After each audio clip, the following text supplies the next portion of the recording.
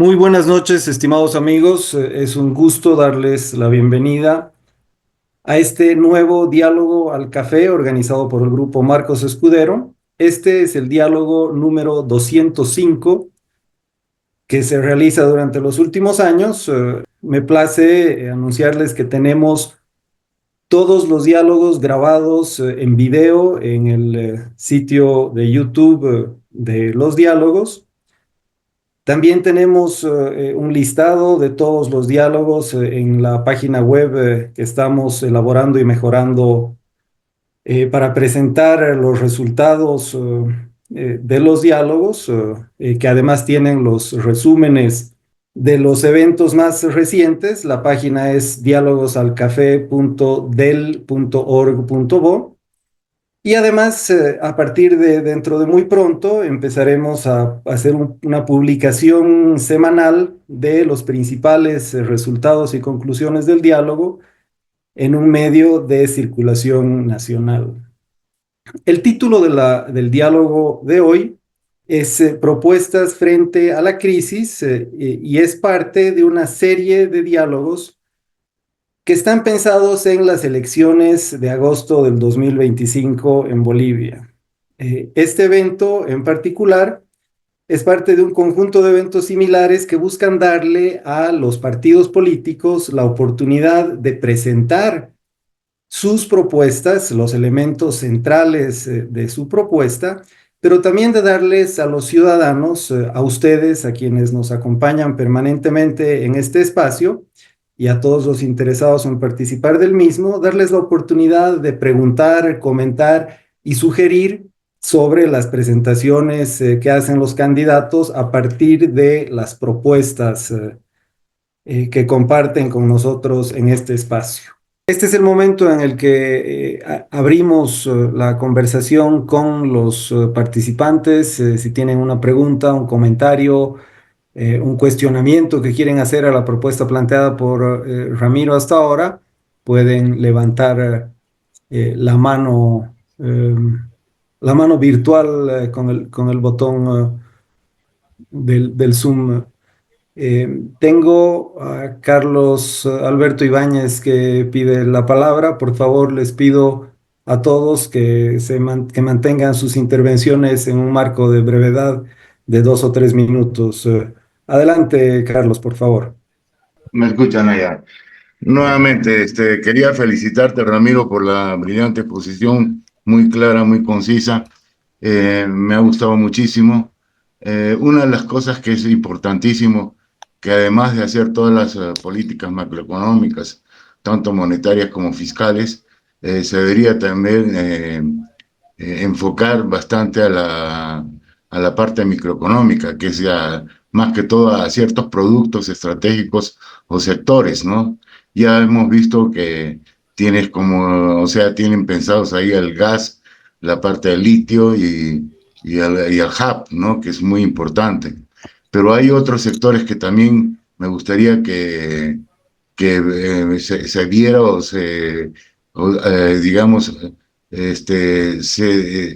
se analizara con más intensidad de algunos sectores o rubros que nos podrían crear bastante riqueza, ¿no? Que vendrían a ser estos clusters. Por ejemplo, yo hablo del clúster de la quinoa, que es interesante, que ha sido descuidado.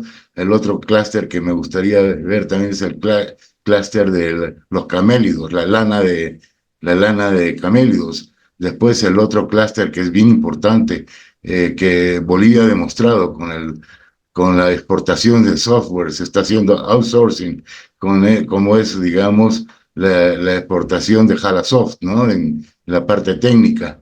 Después otro clúster que es muy interesante, que podríamos nosotros explotar, es todo lo que es en el altiplano, acá incluso en Cochabamba, es todo lo que se llama, digamos, la posibilidad de hacer exportaciones de metal mecánica, todo lo que es textiles, todo eso que se podría exportar principalmente hacia los mercados que nos rodean, a los gigantes que nos rodean. Uno de ellos es obviamente el Brasil, pero el Brasil, la Argentina, Chile, el Perú es bastante interesante. y ir a la parte agropecuaria, hacer una política como la del Perú. Y la principal, obviamente, que nosotros tendríamos que estar viendo es independizar al Banco Central completamente como ha sucedido en el Perú, para que nunca más nos vuelva a suceder lo que hemos tenido, ¿no? O sea, que sea un banco independiente, que ya tú lo has dicho, pero eso nomás, y nuevamente mil felicidades, todo muy claro. Muchas gracias. Vamos a tomar un par de preguntas más y después le devolvemos el micrófono a Ramiro. José ha solicitado la palabra. Si se puede presentar, por favor. Gracias. Buenas noches, gracias, José Gordillo. En principio, agradecer a Ramiro, ha sido una presentación excelente, por lo menos para mí muy clara, entendible, y creo que lo que nos ha mencionado dentro de este proyecto de salvar Bolivia en temas económicos, bastante coherente. Yo tengo un comentario, más que comentario, tal vez reforzar para hacer entender a los participantes sobre el tema hidrocarburos y una pequeña pregunta para Ramiro. Bueno, en el tema hidrocarburos ha sido muy claro. Es peor de lo que podemos estar, creo que si no hacemos los cambios, salir del abismo. Para darles como referencia, como experto en el tema de hidrocarburos, les quiero decir una noticia que me imagino ya saben ustedes. En unos 2, 3 años, si no aplicamos una política agresiva para recuperar las reservas, la producción y la exploración y explotación de los hidrocarburos, vamos a tener que no solo importar los combustibles líquidos, sino el gas natural.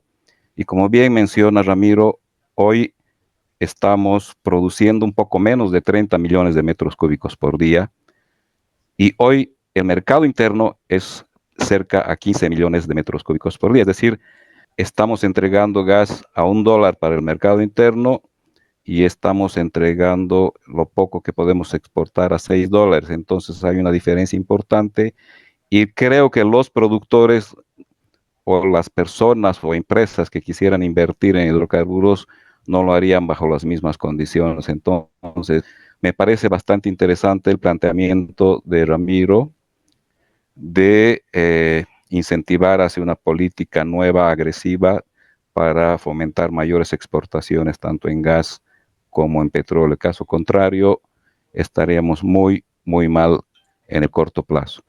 Mi pregunta para Ramiro es un poco relacionado a los 12.000 millones de dólares que pretende el país prestarse del Fondo Monetario Internacional. Yo recuerdo cuando Macri en la Argentina y ahora último Milei hicieron una solicitud de crédito al Fondo Monetario, no fueron tan agresivos Macri y Milei, que en mi criterio es un error estratégico acudir al fondo no siendo muy agresivos, porque como mencionó Ramiro, hay limitaciones para cada país, hay el cepo famoso, etcétera, pero creo que si vamos y pedimos justificadamente no 12, sino 15 o 18 mil millones, podemos tener mayor aceptación y obviamente con el plan que se le presentaría podríamos lograr alcanzar estos objetivos. Entonces, ¿cómo se podría hacer esto, Ramiro, si es que para poder alcanzar mayores cantidades con el Fondo Monetario y no solo 3.000 o 4.000 o 5.000, sino en el corto y mediano plazo alcanzar los 12.000 millones? Gracias, muy gentil. Gracias, José. Tenemos a Gustavo Eterovic, Walter Aguad, Gonzalo Flores y Armando Álvarez, y al ingeniero Benjamín, y con ellos vamos a cerrar la primera ronda. Por favor, les vuelvo a pedir brevedad para que todos podamos participar. Gustavo, adelante, por favor. Pasemos mientras tanto a Walter Aguad, si estás listo, por favor, Walter. Sí, muy buenas noches, muy buena la exposición. Yo quisiera preguntarle a Ramiro cómo ve esa coyuntura política en el sentido de llevar adelante la transformación de una economía bastante estatizante hacia una economía de mercado. Me refiero específicamente a los instrumentos jurídicos que es necesario aprobar para dar inicio a este nuevo ciclo que se pretende instaurar en Bolivia. Habló de concesiones, por ejemplo, en el sector hidrocarburífero, y creo que para eso es necesario reformulación de leyes. O sea, hay una serie de instrumentos jurídicos que sería necesario modificar. Y yo quisiera que nos explique un poco cuál es la perspectiva de eso. Gracias, Walter. Gonzalo Flores, por favor. Ya, muchas gracias. Otra vez buenas noches a todos. Un saludo especial a Ramiro Cabero. Yo tengo 4 puntitos, los voy a hacer rápido. El primero es, yo sé que esto es una presentación de PowerPoint y mis comentarios se basan en una versión anterior de la presentación de PowerPoint, entonces pueden haber ahí algunas fallitas, ¿no? Mi primer punto es que yo veo la propuesta de Libre como sumamente estatista. Sumamente estatista. Otra vez es el Estado el que tiene que organizar todo, tiene que decidir todo. No se habla de devolver las iniciativas a los ciudadanos, a las empresas, etcétera. Me sorprende que piensen crear hospitales de empresas y recuperar empresas y esas cosas, cuando claramente las prioridades indican que hay que deshacerse de la inmensa mayoría de las empresas que tienen que ver también con el déficit fiscal, ¿no? Esa cuestión del rol protagónico del Estado, yo creo que es el punto más débil de la propuesta que hemos escuchado esta noche. 3 puntos más específicos que tengo son los siguientes. No sé, tal vez no ha habido tiempo para el expositor, ¿no? Pero yo creo que hay que poner en un lugar muy destacado qué es lo que se piensa hacer con la constitución política del Estado y con todas las normas que ha introducido el MAS para torcer la institucionalidad democrática en el país. Hay un cuerpo normativo muy perjudicial que concentra el poder en el régimen, que crea unas cohabitaciones muy poco sanas y que, lo estamos viendo, hace que todos los órganos del poder sean dependientes del poder ejecutivo. Entonces, una buena democracia no puede funcionar con eso y una buena economía de mercado tampoco. Entonces, se extraña en la propuesta algo sobre esa cuestión y tampoco nos dicen nada sobre el tema del Estado plurinacional, la justicia indígena y comunitaria, la normativa electoral que es tan abusiva y contraria a la pluralidad, ¿no? Esa es una deficiencia fuerte. En el campo agropecuario, creo que señalan adecuadamente, hay que avanzar en los derechos de propiedad. Yo hace años que vengo pregonando que hay que dar derechos de propiedad plenos a todos los propietarios agropecuarios, especialmente a los pequeños, pero hay que decirlo de una vez, hay una manera rápida de hacerlo, y es que los títulos de saneamiento que ha dado el INRA se los puede estirar, digamos, añadirles la función de que se constituyen en títulos de propiedad plenos, absolutamente plenos, que el agricultor puede alquilar, vender, transar, hipotecar, etcétera, lo que prefiera, y eso sería más fácil que estar haciendo un proceso nuevo, número 1. Y número 2, alguien tiene que empezar, y hay que decir abiertamente que el tema este de la función económico-social es una ficción absolutamente artificial. No existe el requisito de la función económica social para la minería, para el transporte, para el comercio, para la banca, para nada. Pero en el sector agropecuario basta que un grupo de gente tenga envidia de una propiedad ajena, van, lo denuncian de no estar cumpliendo la función económica social y el propietario empieza a perder la tierra. Y esa es una discriminación que hay que superar, impide enormemente las inversiones en el sector. Tampoco han tocado el tema de la deforestación y los incendios, que es una cosa muy grave. No, la destrucción del capital natural es tremenda y tiene sus raíces en esta legislación que quiere favorecer a algunos grupos, facilitarles el acceso a la tierra, darles condiciones especiales y que naturalmente están casadas con, ¿cómo se llama este tema? De dependencia política, clientelismo, corrupción, etc. Último punto, me ha llamado la atención que en ninguna parte se refieren al tema de las jubilaciones, que es una piedra en el zapato. Todos sabemos que no es sostenible, pero algo hay que hacer para arreglar o para deshacerse de eso, ¿no? No hablan de la educación, que es o hablan muy ligeramente, y es una cosa a la que hay que ponerle soluciones creativas y muy profundas, muy profundas. Hay que devolver la libertad a las familias, a las escuelas, a los municipios, y el gobierno tiene que meterse menos en la educación, eso es muy evidente. Tampoco hablan del tema de salud, que necesita una reforma muy grande por tantos sistemas de salud que hay, y creo que eso es suficiente con este comentario. Muchas gracias nuevamente. Gracias a ti, Gonzalo. Armando, por favor, adelante. No sería mejor que Ramiro vaya respondiendo porque ya son demasiadas preguntas. Dale, por favor, cerremos esta primera ronda y después volvemos con Ramiro. A ver, yo tengo dos temas. Uno, en la línea que dice Gonzalo, es el tema de la recuperación de la institucionalidad, ¿no, Ramiro? Creo que, bueno, en primer lugar, felicitarte por la presentación. Se me ha pasado primero felicitarte. Creo que la recuperación de la institucionalidad es un tema central, ¿no? Si no recuperamos la institucionalidad, no vamos a atraer ninguna inversión de ninguna parte y tampoco vamos a poner orden en el país, ¿no es cierto? La recuperación de la independencia del Banco Central va en ese camino, la recuperación de la independencia de los reguladores va en ese camino también, pero creo que se requiere hacer bastante más para recuperar la institucionalidad y lamentablemente eso no se puede recuperar en el corto plazo y por lo tanto hay que priorizar, ¿no es cierto? Y creo que eso es importante tenerlo claro y ver no sé qué es lo que plantean ustedes al respecto. Y el segundo tema, Ramiro, y ahí tal vez un poco respondiendo a lo que Gonzalo había planteado anteriormente, a ver, en Bolivia tenemos un problema de asociatividad. A los bolivianos no nos gusta asociarnos para hacer negocios. A los bolivianos nos gusta hacer los negocios por nuestra cuenta, ¿no? Pero en un país donde el proceso de acumulación de capital es lento, no tiene sentido pues tratar de hacer negocios individualmente, porque cuando adquieras el capital suficiente para hacerlo, posiblemente ya no tienes la edad para hacerlo. Entonces aquí lo que hay que hacer es fomentar la asociatividad, o sea, que los capitales en Bolivia se asocien para hacer proyectos de envergadura.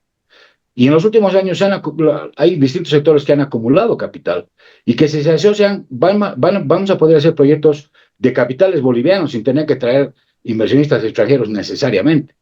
Y ese es un tema central, hay que fomentar la asociatividad. La ley de quiebras va en ese sentido, porque la ley de quiebras, creo, Gonzalo, lo que está planteando Ramiro, es para términos generales, no solamente para las empresas públicas, pero la ley de quiebras va en ese camino. Pero también hay necesidad de cambiar, por ejemplo, y establecer en el Código de Comercio normativa para proteger al accionista minoritario, ¿cierto? Y otras medidas más que van en ese sentido. Pero que tampoco veo un poco, tú estás planteando aquí el tema que iba más en la línea de las acciones populares que habían antes, un tema con el cual tú y yo hemos trabajado en algún momento, pero creo que ese no necesariamente es el camino. Creo que hay que ayudar a fomentar la asociatividad de los capitales de los bolivianos para poder hacer proyectos de envergadura con plata de bolivianos, sin necesidad de hacer inversiones extranjeras, sin necesidad de traer inversión extranjera. Gracias, Armando. Dos temas sin duda importantes. Gustavo, si has podido solucionar tu problema, adelante, por favor. Bien, gracias. Gustavo Eterovich. Un saludo a todos y felicidades por la presentación a Ramiro. Entiendo que la presentación se ha centrado fundamentalmente en el tema económico, que es la base para generar el desarrollo de todos los otros elementos, que no son menos importantes, por cierto. Por eso le voy a hacer una sola pregunta al respecto. ¿Se ha considerado la posibilidad de dolarizar la economía del país? Gracias. Gracias, Gustavo. Tenemos una última solicitud de palabra. El ingeniero Benjamín, por favor, si puede presentarse y adelante. Buenas noches, muchas gracias. Primero que nada, muy buena la disertación. Y mi consulta era, primordialmente, habló casi al final del tema de los bonos y poder dar crédito a los jóvenes entre 18 adelante edad, ¿no? O tener acciones. Sería muy interesante que si pudiera un poquito más abrir el tema, porque es una idea muy interesante sobre lo que el disertante ha estado hablando. Esa era mi consulta. Gracias, Volvemos con Ramiro después de esta escaramuza inicial y ya tenemos fila para la segunda ronda de preguntas y comentarios con Antonio Sarabia. Ramiro, volvemos contigo entonces. Perfecto, gracias. A ver, parto por el tema de mercados de capital, acciones, voy a tratar de juntar en una sola. Por un lado, el objetivo es efectivamente entregar las acciones, una pequeña parte de las acciones a todos los bolivianos mayores de 18 años. El monto estimado es alrededor de $1.500 por persona, pero esto obviamente una vez que se tengan los balances reales de las empresas podremos saber. La idea de estas acciones es que en un inicio sirvan para dar como garantía a un banco. Todavía no se las va a poder vender en un inicio hasta que los precios se estabilicen, y cuando se las pueda vender ya va a ser con límites de concentración de propiedad. Y esto creemos que sí puede ser un impulso muy fuerte para que muchos emprendimientos puedan darse con el crédito de la banca.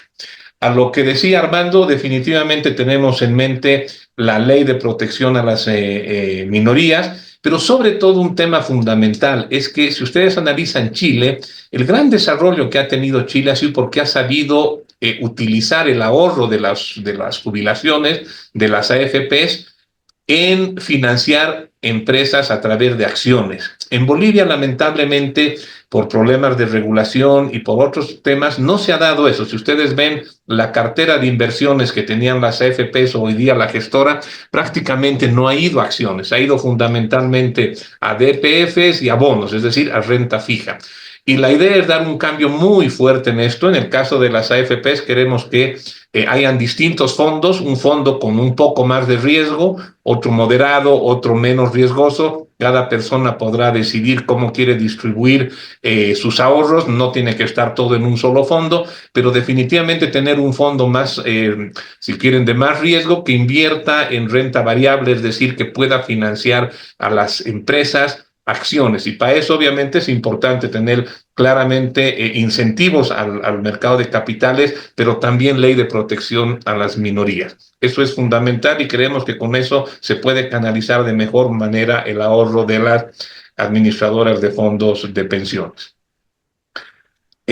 A ver, paso por el tema de los otros sectores. Efectivamente no me ha dado tiempo de verlo, pero voy a mencionar dos rápidamente.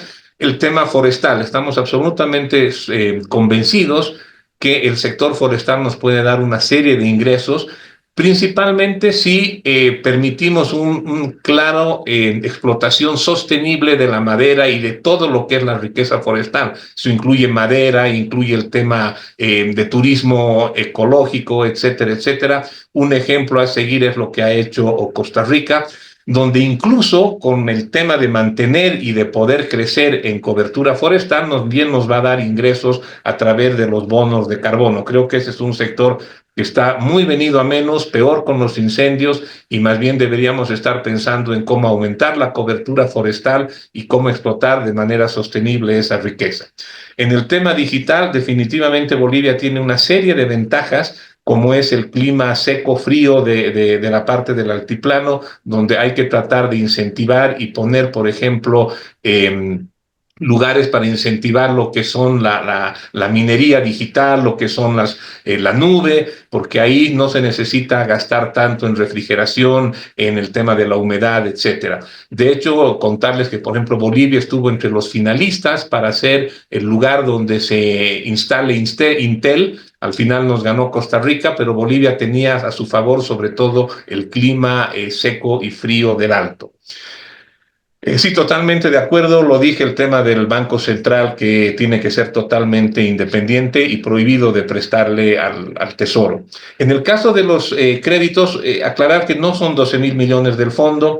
Las reglas del fondo te dice efectivamente que lo máximo que te debería dar son 6 veces cuota. La cuota de Bolivia son 300, eso significa un poco más de 300, 1.900 millones. Pero tenemos el antecedente de Argentina y de una serie de países que con buenos programas y siendo más agresivos, como decía quien me hizo la pregunta, se puede conseguir más. Nosotros creemos que podemos llegar a 10, 12 veces cuota, que es lo que logró Argentina.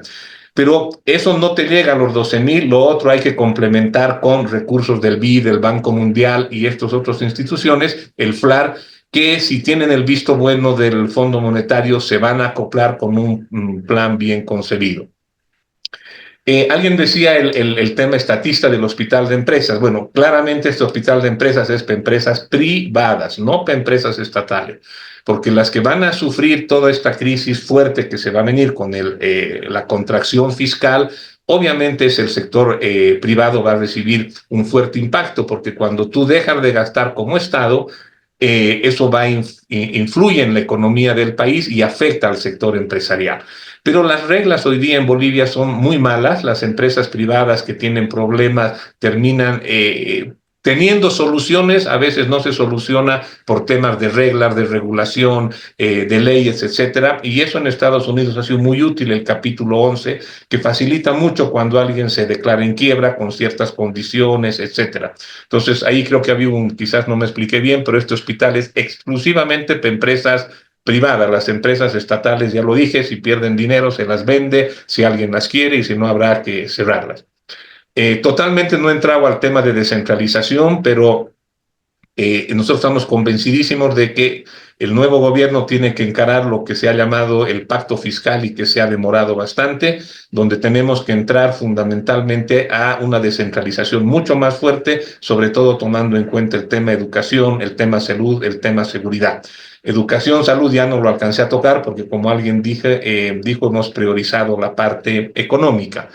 A ver, luego sigo con el tema de la coyuntura política para las leyes. Definitivamente se necesita idealmente ganar en primera vuelta o por lo menos terminada la primera vuelta tener una mayoría en el Congreso, porque va a ser fundamental en todo el periodo de transición preparar una serie de leyes como es la nueva ley de hidrocarburos, la nueva ley minera, etcétera, donde el rol del Estado, y quizás hay alguien ha malinterpretado, el rol del Estado no es que vamos a producir minerales ni explotar hidrocarburos, eso lo va a hacer el privado, pero el rol del Estado fundamental es hacer leyes, generar un ambiente de macroeconómico de estabilidad, porque si no hay estabilidad la gente no invierte, etcétera. Y por lo tanto, este paquete de leyes debería trabajárselo en la transición y aprobarlo en cuanto inicie el gobierno. Si bien hay temas que no son suficientes con ley, alguien me preguntaba qué se va a hacer con la constitución política del Estado.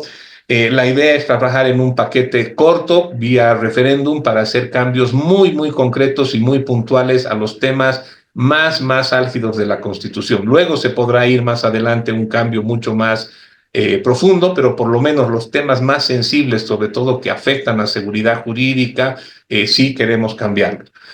Claramente en el tema, dos temas que alguien mencionó en el tema agrícola, que es la titulación de tierras, además todo tenerlo digital para que todo sea transparente, todo el mundo esté con su título, no solamente en el Internet, sino que sea de acceso para todos y todo el mundo sepa que los títulos son válidos, etcétera.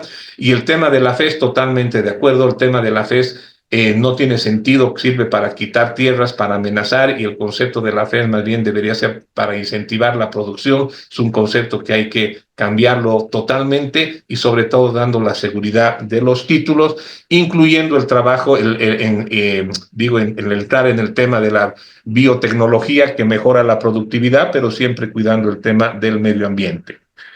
Mencionaron el tema de pensiones. Esto efectivamente es un tema complicado. ¿Por qué? Porque como se le quitó y se fue reduciendo el porcentaje que podían invertir las AFPs en el exterior, entonces, ¿qué es lo que ha pasado? Que de los supuestamente 20 y tantos mil millones de dólares que en teoría tienen los jubilados, si esos 27 tantos mil millones de dólares los dividimos en el tipo de cambio paralelo, vamos a darnos cuenta que no son 27.000, que serán 15.000, 14.000, 16.000, dependiendo a cómo esté el tipo de cambio paralelo. Y eso significa que esos recursos han perdido enormemente el poder adquisitivo, alrededor de un 40% de pérdida de poder adquisitivo. Y eso no va a ser fácil solucionar, por eso que hay que volver a un tema de inversiones con especialistas y permitir que hayan inversiones más riesgosas que ojalá puedan rentar más y recuperar un poco la rentabilidad y el poder adquisitivo que se ha perdido. Creo que es el tema que otro más me queda. Creo que eso fue todo lo que me preguntaron, salvo el tema fundamental. Si hemos pensado en dolarizar la economía, no, definitivamente no. Nosotros estamos convencidos que el tener una moneda propia con un banco central independiente y un sector fiscal en equilibrio te da muchas más ventajas que dolarizar la economía, sobre todo porque uno cuando ve los países que han dolarizado, por un lado han perdido en algunos de ellos competitividad, y en otros casos no es bueno casarte con una moneda si tu mercado es bastante abierto. Es decir, nosotros no somos el caso de El Salvador, donde prácticamente le exportamos todo a Estados Unidos y recibimos remesas de Estados Unidos. Nosotros tenemos que tratar de exportar a diferentes países, entonces no es bueno casarse con una moneda. Con eso creo que he terminado todas las preguntas que me hicieron, por ahí se me fue alguna. Gracias, Ramiro. Es evidente que la cantidad y diversidad de temas que le preocupan a la gente es muy amplia, ¿no? Y el esfuerzo por responder a preguntas en frentes tan distintos es algo que hay que mencionar. Em, Sigamos entonces con el diálogo. Antonio Sarabia, por favor, el micrófono es tuyo. Bueno, muchas gracias, buenas noches a todos y muchas gracias, Ramiro, por tomarte el tiempo y el esfuerzo. Yo estoy muy de acuerdo con Gonzalo Flores. Yo veo que la propuesta es una propuesta muy estatista, muy keynesiana, que es típica de nuestros políticos de siempre, ¿no? Los políticos tradicionales. Y por eso es que a nosotros nos pareció bueno por hacer una propuesta liberal. Y fundamos el Partido Liberal Boliviano porque precisamente veíamos este vacío, ¿no? Las propuestas son keynesianas, las propuestas siguen siendo estatistas, y entonces nosotros pensábamos que había espacio para estas nuevas ideas. ¿Y por qué digo que esto es estatista? ¿Por qué digo que esto es típicamente keynesiano? Pues fíjense lo que dice Ramiro, ¿no? Por ejemplo, dice, bueno, nos vamos a prestar plata al principio porque tenemos que importar los combustibles. Cuando la solución liberal tendría que ser, no, pues señores, tenemos que eliminar YPFB y hacer que todo el mundo importe su combustible cuando quiera, como quiera. Entonces ahí no tienes que prestarte plata para importar combustible porque no eres ya tú, el Estado, el que importa el combustible, deja que eso lo haga el privado. Se habla de empresas estratégicas. Esta es una cosa siempre muy rara, que estas empresas son estratégicas y las tiene que manejar el Estado, ¿no? Es decir, es terrible. Entonces, tenemos que eliminar todas estas empresas, Ramiro, no solamente las que pierden plata, porque incluso las que no pierden plata, como YPFR en su caso, son tremendamente ineficientes. Entonces tenemos que eliminar todas estas empresas públicas. El Estado no tiene que meterse en hacer empresa en absoluto en nada, ni en administrar, ni en explorar, ni en nada. Dejemos que sea la gente, confiemos en la gente libre, la que decida qué hacer, cómo hacer, ¿no es cierto? No nos has dicho nada del ajuste que se tiene que hacer. O sea, necesitamos despedir gente en la burocracia estatal. Tenemos 600.000 empleados públicos. Gastamos 19 millones de dólares al día solo en sueldos y salarios. 19 millones de dólares al día. Tenemos que reducir, nosotros hemos propuesto reducir de 600.000 empleados públicos a 300.000 progresivamente, pero en principio tienes que empezar a reducir. Ya hay formas creativas de hacerlo, entonces tenemos que hablar de eso. El subsidio a los hidrocarburos no es tal. Tenemos que sacarnos esa idea de una vez por todas. El subsidio se da porque pagamos con sobreprecio, porque hay negociado, porque hay corrupción. Entonces, cuando eliminas la intermediación de YPFB y dejas que la gente compre su propio combustible, no va a ser tan caro como la gente piensa, porque no va a haber esa corrupción, no va a haber esa intermediación. El hospital de empresas para empresas privadas es estatismo. Si la empresa falla una vez que cambias la institucionalidad, no tienes que ayudarla, falla nomás, y eso es bueno para la economía. ¿Por qué? Porque se liberan recursos que se van a utilizar en mejores ideas. Entonces dejemos que sea el mercado el que decida qué empresas son exitosas, qué empresas no son exitosas. Nos hablas, por ejemplo, de un programa de empleo. ¿No? Porque hay que hacer un programa de empleo. No tienes que hacer un programa de empleo. Lo que tienes que hacer es desregular el mercado laboral. Si eliminas el salario mínimo, si eliminas el aguinaldo, el doble aguinaldo, las prestaciones sociales y haces libre contratación, no va a existir desempleo porque contratar a alguien va a ser barato. Hoy día contratar a alguien es Dios y su ayuda. Además, no los puedes despedir porque está la justificación de despido. Entonces, lo que hay que hacer es desregular el mercado laboral Esa es la verdadera solución para crear empleo formal. Nos hablas de que hay que combatir al contrabando. Por Dios, tenemos que abrazar el contrabando, eliminar los aranceles, eliminar el IVA a la importación, cosa que la gente compre lo que quiere de donde quiera. ¿No es cierto? ¿Por qué tenemos que forzarlos a comprar los productos bolivianos si no quieren comprar los productos bolivianos? Abramos las fronteras y no le tengamos miedo. Legalicemos el contrabando, lo que es lo mismo, lo que dice mi amigo Jaime Dunn, dinamitemos la aduana, ¿no es cierto? Es decir, si queremos cambiar el país, tenemos que empezar a pensar en un país en que la gente haga sus cosas y no el Estado. Hay que privatizar la salud y hay que privatizar la educación, o cuándo han funcionado en la historia de nuestro país. Entonces no hay que tener miedo a decir eso. Tuto, Samuel, los que sean, ¿no es cierto? Hay que privatizar esto porque nunca funcionó y usemos un sistema de vouchers y vamos para adelante, sacando al Estado de la ecuación. No tienes que casarte con una sola moneda. Dolarizar es un término que se usa simplemente para mantener el tipo de cambio fijo. Te puedes casar a una canasta de monedas y dejar porque tú nos acabas de confesar que quieres que el ciudadano boliviano pierda entre el 2 y el 3% del valor de su plata cada año, ¿no? Porque es la meta de inflación del 2 o el 3%. Entonces, eso a mí me parece inmoral. No podemos hacer que la gente pierda 2 o 3% de su plata cada año, ¿no es cierto? Entonces, para eso te puedes casar con una canasta. Es decir, pensemos en una reforma de verdad, en un cambio de país de verdad, y no solamente otra vez los programas keynesianos estatistas de siempre. Gracias. Gracias a ti, Antonio. Erika Brockman, adelante, por favor. Muy buenas noches a todos, Ramiro, muchas gracias, siempre es un gusto escucharte. Yo sí voy a hacer una simple pregunta. Normalmente los programas estamos hablando y nos circunscribimos al ámbito del sector formal. ¿Qué han pensado, cómo entienden, cómo conciben y qué han pensado hacer con el sector informal? Léase en términos de su virtuosidad o de su capacidad de casi limitar con lo ilegal y delincuencial. Hasta ahí nomás mi pregunta, porque esto tiene implicaciones no solamente económicas, sino también políticas, de gestión de gobernabilidad. Gracias, Erika. Walter Guevara, adelante, por favor. Gracias, Daniel. ¿Me escuchan? Fuerte y claro. Bien. Un comentario para Antonio y una pregunta para Ramiro.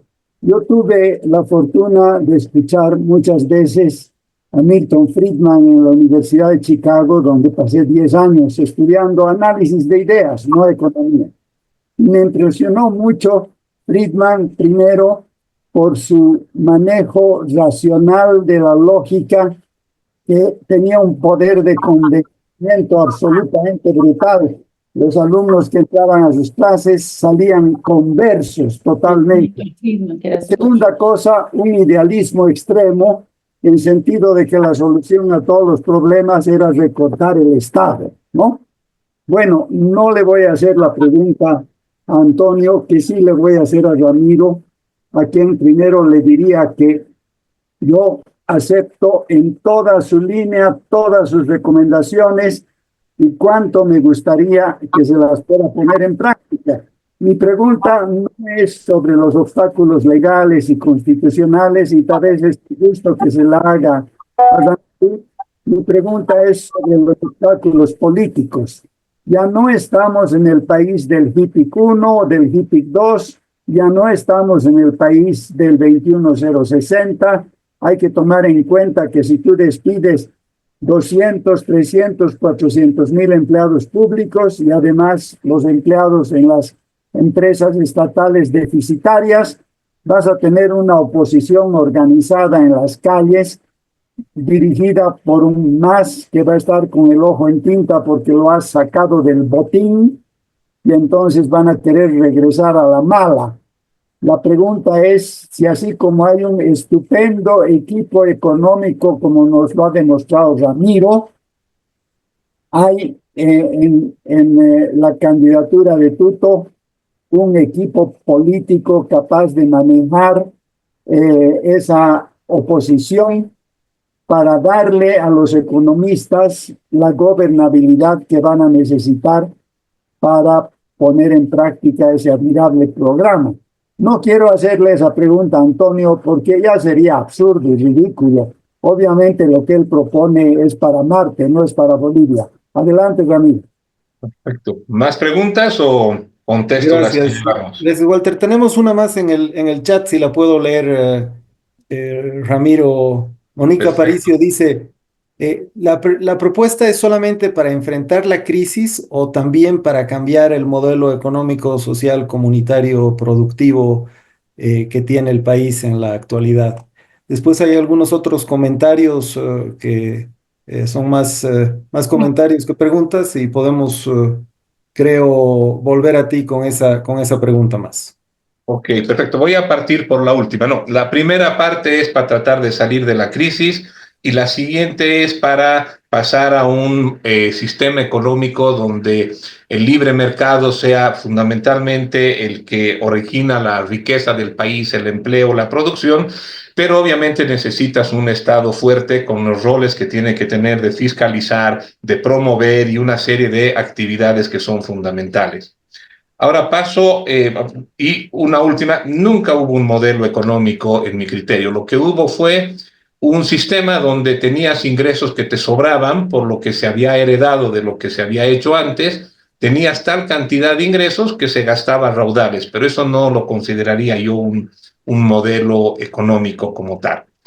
Ahora, yo entiendo las propuestas de Antonio, son súper liberales, pero solo para darle algunas respuestas puntuales de lo equivocado que está. Si nosotros dinamitamos, como él dice, la aduana y dejamos de cobrar el IVA a las importaciones, estamos haciendo que el mercado nacional, el productor nacional, que sí va a pagar IVA, compite en desigualdad con lo que estamos importando. Segundo, solo para tener datos reales, porque si no damos consejos que no son buenos. De los 600, bajar de 600 a 300.000 funcionarios públicos, eso es imposible, porque el grueso de esta gente es básicamente maestros, médicos, policías, fuerzas armadas, etcétera, que si uno encima compara con estadísticas internacionales, más bien necesitamos probablemente más médicos, más enfermeras, etcétera. Probablemente hay mucho de personal administrativo en exceso, seguramente que sí, y quizás Antonio entró tarde, pero yo le claramente he mostrado que tenemos que bajar el déficit fiscal del 10% a un número sostenible de alrededor del 3%, cerrando empresas que no sirven, quitando las instituciones que no tienen funciones o que hay duplicidad. Puse como ejemplo que hay 2 empresas de oro más Comibol, más el Banco Central comprando oro, no tiene sentido, etcétera. Lo de importar combustible, por supuesto que hay que liberar la importación, pero el privado no lo va a poder hacer. Es lo mismo que con las carreteras, se necesita demasiada inversión y ahí necesitas el Estado, nos guste o no nos guste. No habrían en el mundo carreteras, salvo muy pocas que sean rentables, si el Estado no las haría. Y les doy un ejemplo. Una de las cosas que queremos evaluar, hay estudios, pero todavía no nos han mostrado el estudio que realmente nos diga el costo. Es que dado que vamos a tener que importar petróleo durante muchísimo tiempo, una forma muy económica de hacerlo es a través del ducto que tenemos hoy día hacia Arica. Ese ducto sirve para mandar un petróleo grueso, que es lo último que queda de la refinería, pero se podría hacer importar petróleo, no cualquier petróleo, el petróleo que necesita Bolivia es un poco más liviano, y poderlo refinar en Bolivia. Eso, por ejemplo, sería algo que abarataría un montón. Y eso definitivamente lo va a tener que hacer el Estado, porque no vas a poder hacerlo como sector privado. Sector privado sí hay que liberar la importación de combustibles, pero como ellos mismos han dicho, la inversión que se quiere hacer necesita recuperarla en mucho tiempo. Y si luego esto va a cambiar, no justifica hacer esta inversión. Entonces, por eso es parte de los motivos que los que están pudiendo importar son algunos productores que sí o sí necesitan. Y decir que el subsidio no es tal, no, claro que es tal. Si estamos vendiendo aquí el dólar mucho más barato el litro de gasolina que lo que se vende en el exterior. Hay formas de reducir el subsidio. Parte, como hemos dicho, es levantar el precio doméstico, cuidar el transporte público, pero lo otro también es bajar los costos de importación, etcétera. El tema de hospital de empresas es fundamental. Las leyes en Bolivia todavía no están hechas. Una vez que se tengan leyes adecuadas que permitan quiebras ordenadas y una serie de cambios legales, probablemente ya no necesites un hospital de empresas. Pero hoy por hoy el mercado, con la legislación que tenemos, es imposible resolver los problemas que se generan cuando una empresa entra en problemas. Y no es que a veces quiebra, sino que tiene una serie de conflictos que luego las leyes no te permiten reprogramar créditos, no te permiten reprogramar impuestos, etcétera, etcétera. En Estados Unidos tienen un capítulo 11 que es muy eficiente y, por ejemplo, la empresa American estuvo en quiebra y hoy día vuela. Y si no hubiesen tenido ese tipo de apoyos, hubiesen quebrado. El mercado nunca es perfecto. Pensar que el mercado es perfecto no funciona y las mejores pruebas es que se necesita ese tipo de legislación y el rol de la empresa, del Estado es fundamental.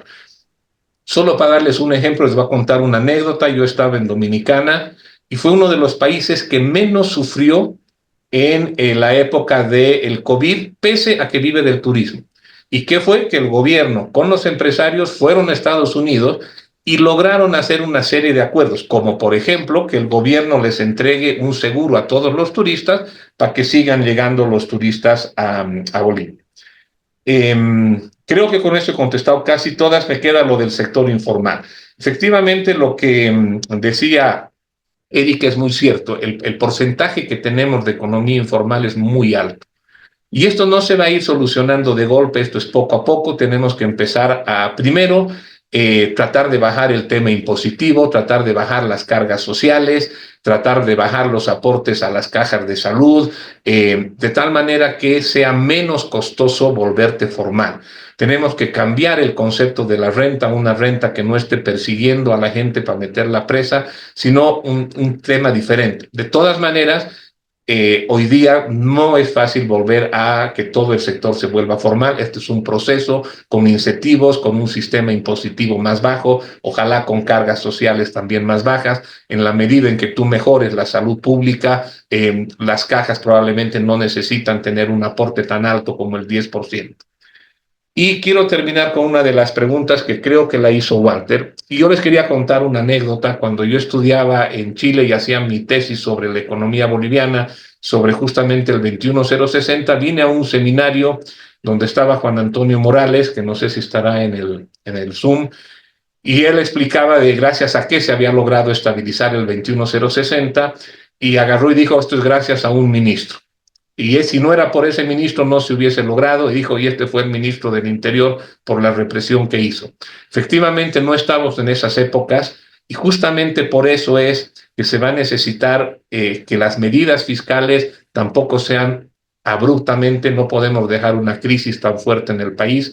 Es fácil decir que la gente se vaya desempleada y consiga trabajo y si no que se muera de hambre. En la realidad no es así. Vas a necesitar tener mucho diálogo social, que la gente comprenda que estas soluciones que se están tomando son duras, pero tienes que darle solución. Parte de esas soluciones son estos programas de empleo público y otros que los vas a utilizar mientras el sector privado va creciendo, va recuperando y pueda absorber a esa cantidad de gente. Sería muy fuerte tomar estas medidas fiscales de golpe y no tener medidas de protección social, que tenemos que tenerlas, y un diálogo político muy fuerte. Lo que ha dicho, creo que fue Walter, va a ser clave el manejo político que se puede hacer. No es suficiente tener mayoría y empezar a meter medidas a rajatabla, sino que hay que manejarlo con muchísimo cuidado, con mucha sensibilidad, porque cada vez que se despide una persona son hogares que se quedan sin trabajo, sin sueldo, sin comida, etcétera. Por más que hayan sido becados del MAS, tenemos que tener mucha consideración con esa gente y darles salidas, y hasta que ellos mismos pongan su propio emprendimiento, sean contratados por otra empresa o lo que fuese, hay que tratar de salir lo antes posible de esa crisis. Gracias, Ramiro. Es evidente que el desafío no es solamente económico. Hemos discutido, creo que con bastante profundidad, algunos de los elementos principales de la propuesta que tienen en torno al ámbito económico, pero queda todo este desafío político de cómo poder implementar esas reservas, esas reformas en un país que es por naturaleza conflictivo y que además podría llegar a escenarios de conflicto aún mayores bajo la aplicación de las reformas necesarias. Quiero agradecerte la capacidad de síntesis. No sé si hay alguien que tenga algún tema que considere todavía fundamental que no se haya tocado. para poder plantearlo ahora en unos minutos más. Si no hay nadie, estimado Ramiro, quiero agradecerte tu capacidad de síntesis para plantearnos en apenas una hora y media la propuesta, y a todos los participantes por sus ideas, sus aportes, sus sugerencias, y como siempre por estar en estas sesiones de diálogo, de diálogos al café. Esta es de nuevo parte de una serie de sesiones de diálogo sobre las elecciones y sobre las propuestas que tienen los distintos candidatos, precandidatos y frentes políticos hacia las elecciones de agosto, que se va a continuar la próxima semana, y que esperemos que generen elementos para que los ciudadanos puedan tomar sus decisiones con mayor información. Tenemos a Cambalán Moreno que quiere decir algo. Por favor, si se puede presentar, adelante. Hola, ¿se me escucha? Sí, adelante. Hola, hola. Buenos días, buenas tardes. No sé, yo desde Barcelona, España. Quiero agradecer, ¿no?, al señor Ramiro por la exposición y bueno, a todos los que han intervenido, muy interesante, ¿no? Se aprende mucho. Yo pude ser el más novato entre todos vosotros, ¿no? Entonces, un tema muy importante que me gustaría tratar es de cara al exterior, a los residentes en el exterior. ¿En qué sentido, no? Mirando las remesas, la economía que hacen los compatriotas en el exterior, en la gran mayoría llega de España. En el tema de las relaciones internacionales, la diplomacia, o sea, es de las peores que tenemos en el mundo, ¿no? Entonces, hay mucha dejación en ese sentido. No sé cómo piensan, digamos, hacer un giro de 180 grados o más si es posible. Y luego el otro tema, claro, siempre, siempre promesas y promesas. O sea, digo yo, la oposición. Yo sé que el país está en una situación muy conflictiva de que llegó el MAS al poder hace 20 años, cambió el tablero político, ¿no? Lo único que queremos es sacar al gobierno de ahí, cambiar ese modelo y, claro, pero igual la oposición no hace nada en fiscalizar, o sea, no han hecho a día de hoy ninguna propuesta para el exterior. O sea, yo me recuerdo hace 5 años atrás hubo campaña y proponían. No es necesario estar en el oficialismo, también es importante hacer propuestas de la oposición, aunque las vete el masismo, pero por lo menos que sepamos, ¿no?, que se están haciendo. Díganme, por favor, algún diputado, algún senador que haya hecho una propuesta para los residentes en el exterior en estos últimos 5 años. O sea, tomemos las cosas en serio, tanto el oficialismo como la oposición. No se olviden que al fin y al cabo son funcionarios públicos. Eso por un lado. Y suena bonito la exposición y todo lo que queremos hacer en el país, pero luego un poco aterrizando, vamos a cumplir casi 200 años y sabemos que el país es un laberinto boliviano. Es es muy difícil, digamos, cambiar. ¿Por qué? Porque somos tan diversos, somos tan diferentes, tenemos necesidades tan diferentes y no es fácil. O sea, ¿por qué? Si queremos cambiar profundamente a nivel social, económico y todo lo demás, claro, tenemos que hacerlo entre todos. Yo soy del pensamiento transversal. Yo vivo en la región catalana. O sea, aquí uno aprende, se empodera mucho. O sea, si alguien me pregunta dónde hay que venir a aprender en la parte del mundo, pisar calle, yo digo Cataluña, o sea, el modelo catalán. O sea, Barcelona como ciudad, solamente Barcelona como ciudad tiene más de 5.000 asociaciones. Aquí se respira asociacionismo, cooperativismo, reivindicaciones, etcétera. Cataluña como región tiene más de 20.000 asociaciones sin fines de lucro. O sea, hay un dinamismo increíble, social, cultural, comercial en Barcelona, claro. Entonces, no es fácil en Bolivia, por eso digo yo que es importante, más allá de querer cambiar este modelo, es importante hacer una reflexión sobre qué país queremos. Y el país que queremos tenemos que hacerlo entre todos, nos guste o no. O sea, ya tenemos la experiencia, digamos, del gobierno de transición de un año. O sea, no podemos cambiar Bolivia sin tomar en cuenta a toda la sociedad. O sea, yo soy antimacista, no me gusta este modelo porque es el que ha destruido, ha dividido, ha matado la economía. Pero nos guste o no, si queremos construir un verdadero país, tenemos que hacerlo entre todos. Ahora, ahí en mi pregunta, ¿cómo creen que se puede hacer? ¿Cómo creen que se puede hacer? Gracias. Gracias a usted, Ramiro, si quieres responder el tema internacional Dos. sí, ir cerrando, dar tus palabras de despedida. Adelante. Perfecto, tres temas muy concretos. Primero, queremos cambiar la inserción internacional, alejarnos de ese círculo Nicaragua, Venezuela, Cuba, Rusia, Irán, etcétera, e ir más hacia los países democráticos que creen en la democracia, en el libre mercado. Ese es un tema. El segundo, sí queremos cambiar fuertemente el servicio exterior. Últimamente incluso se han cerrado la academia diplomática, etcétera. Pero sobre todo queremos darle un enfoque diferente. Dos cosas claves que tienen que hacer afuera nuestros próximos embajadores es uno, es atraer inversiones, atraer turismo y vender productos, y el otro es tratar a los migrantes. Pasa que Bolivia antes no tenía tanta migración en el exterior y no estábamos acostumbrados a tratar, y creo que no se preocupan de los migrantes. Eso en cuanto al servicio exterior. Y yo coincido en que se va a necesitar mucho un proceso fuerte de diálogo con quienes queden en el Congreso, no solo para cambiar leyes, sino también para que entiendan que el cambio que se está haciendo es un cambio que va a generar empleo, va a generar ingresos al país y nos va a abrir una nueva oportunidad.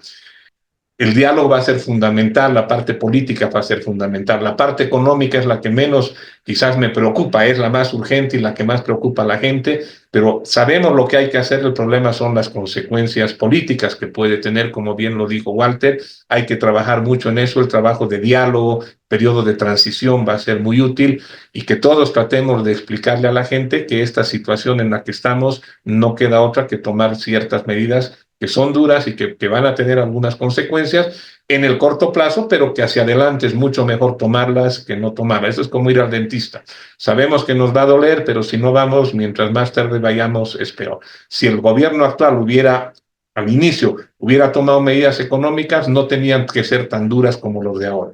Si en vez de fijar el tipo de cambio en el 2011 y fijar la gasolina, se hubiese dejado que eso vaya subiendo poco a poco, hoy día no tendríamos subsidio, tendríamos otro tipo de cambio y probablemente no necesitaríamos ni siquiera tomar medidas. Así que les agradezco nuevamente a todos por la paciencia y a Diálogos al Café por la iniciativa, que es muy agradable siempre participar con ustedes. A ti, Ramiro, por tu tiempo, por la claridad de tu exposición, y a todos los participantes por por el Zoom y también por el Facebook. Muy buenas noches y nos vemos el próximo viernes.